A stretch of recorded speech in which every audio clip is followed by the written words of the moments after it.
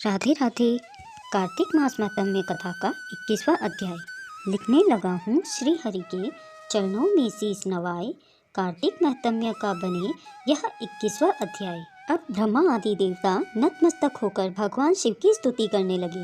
वे बोले, हे देवादिदेव, आप प्रकृति से परे पार ब्रह्म और परमेश्वर हैं। आप निर्गुण निर्विकार व सबके ईश्वर होकर भी नित्य अनेक प्रकार के कर्मों को करते हैं। हे प्रभु, हम ब्रह्मा आदि समस्त देवता आपके दास हैं।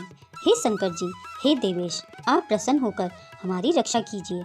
हे शिव जी, हम आपकी प्रजा हैं तथा हम सदैव आपकी शरण में रहते हैं। नारद जी राजा पृथु से बोले, जब इस प्रकार ब्रह्मा आदि समस्त देवताओं एवं मुनियों ने भगवान शंकर जी की अनेक प्रकार से स्तुति कर के उनके चरण कमलों का ध्यान किया, तब भगवान शिव देवताओं को वरदान देकर वहीं अंतर्ध्यान हो गए।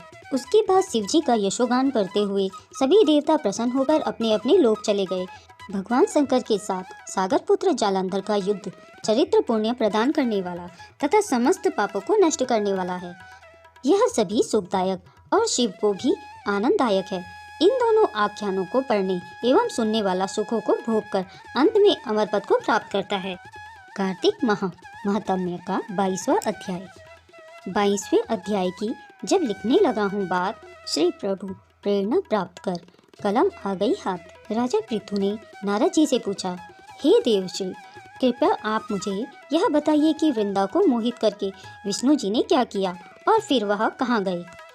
जब देवता स्तुति कर मौन हो गए, तब शंकर जी ने सब देवताओं से कहा, हे ब्रह्मादि देवताओं, जलंधर तो मेरा ही अंश था, उसे मैंने तुम्हारे लिए नहीं मारा है। यह मेरी सांसारिक लीला थी।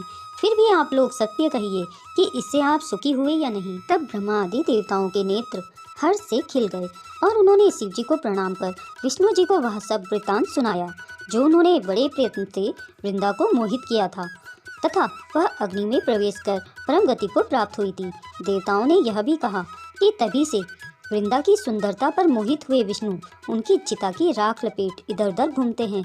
अतएव आप उन्हें समझाइए, क्योंकि यह सारा चराचर आपके अधीन है। देवताओं से यह सारा वृतांत सुन शंकर जी ने उन्हें अपनी माया समझाई और कहा कि उसी से मोहित विष्णु भी काम के वश में हो गए हैं। परंतु महादेवी उमा त्रिदेवों की जननी सबसे परे वह मूल प्रकृति परम मनोहर और वही गिरजा भी कहलाती हैं।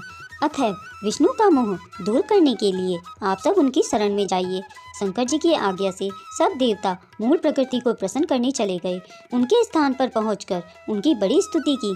तब यह आकाशवाणी हुई कि हे देवताओं, मैं ही 3 प्रकार से तीनों गुणों से पृथक होकर स्थित सत्य गुण से गौरा, रजोगुण से लक्ष्मी और तमोगुण से ज्योति रूप में हूँ। अतः आप लोग मेरी रक्षा के लिए उन देवियों के पास जाओ, तो वे तुम्हारे मनोरथों को पूर्ण करेगी। यह सब सुनकर देवता भगवती के वाक्यों का आदर करते हुए गौरी, लक्ष्मी और सरस्वती को प्रणाम करने लगे। सब देवताओं ने भक्ति पूर्वक उन सब देवियों की प्रार्थना की। उस स्तुति से तीनों देवियां प्रकट हो गई। सभी देवताओं ने खुश होकर निवेदन किया। तब उन देवियों ने कुछ बीज देकर कहा, इसे ले जाकर बो दो तो तुम्हारे सब कार्य सिद्ध हो जाएंगे। ब्रह्मा आदि देवता उन बीजों को लेकर विष्णु जी के पास गए। वृंदा की चिता भूमि में डाल दिया। उससे धात्री, मालती और तुलसी प्रकट हुई। विधात्री के बीज से धात्री, लक्ष्मी के बीज से मालती और गौरी के बीज से तुलसी प्रकट हुई। विष्णु जी ने ज्यों ही उन रूप वाली वनस्पतियों को देखा तो वह उठ बैठे। कामसक्त चित्त से मोहित हो उनसे याचना करने लगे। धात्री और तुलसी ने उनसे प्रीति की। विष्णु जी सारा दुख भूल देवताओं से नमस्कृत हो अपने लोक वैकुंठ चले गए। वह पहले की तरह सुखी होकर शंकर जी का स्मरण करने लगे। यह आख्यात शिव जी की भक्ति देने वाला है। दोस्तों, अगर यह वीडियो आपको अच्छी लगी हो तो इसे लाइक, शेयर और कमेंट जरूर कीजिए। अगर आप मेरे चैनल पर नए हैं तो इसे सब्सक्राइब